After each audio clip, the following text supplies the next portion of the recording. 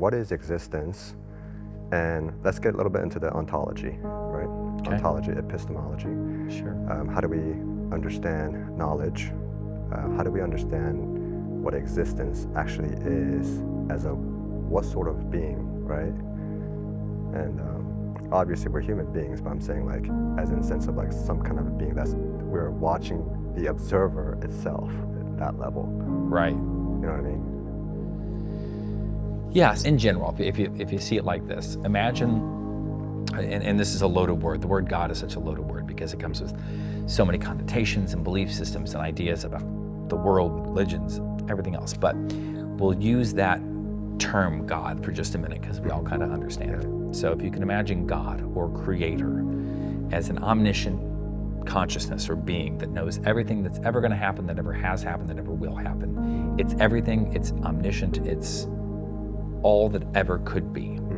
It knows everything about everything, except it doesn't know one thing. It doesn't know what it's like to not know everything. It doesn't know what it's like to not be God.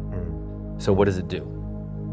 It takes its own consciousness and divides it into two, instantly creating relativity. And on one side remains as itself as the omniscient present being. And in the other side, the consciousness is split off from it, that energy, we'll call it energy for now, that's split off from it, births itself into an infinite amount of what we would call atoms, space, and time. A playground, so to speak, of existence, where now it can breathe itself into this reality, forgetting what it is. And the goal may be to go through the eras of existence to recall what it is. And by doing so, it may be giving itself an experience that helps it to grow or evolve in some way. And the challenge with that is that you go, well, why would God need to grow or evolve? You know, that kind of thing. And I don't know the answer to that, but there is an experience that's being had, and it could be just as simple as all of this realm is simply just art. It's just, we wanted, you know, consciousness wanted to go deeper from disconnecting from knowing God itself or being that level of consciousness. And that in itself is something that creates beauty or a beautiful experience for the master consciousness. It could be just as simple as that. But I tend to think there's something to be gained here because we can watch our own experience. We all evolve, we all gain knowledge and become greater throughout our lives with experiences and learning.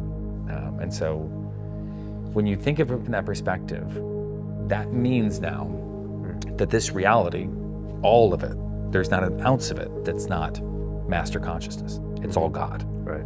So that means that this floor, you, the bottle, myself, everything is God. And so now you've got the idea that reality and our existence and all of existence itself is God experiencing itself subjectively in a perceived relative physical universe in order to provide itself with an experience of growth and evolution.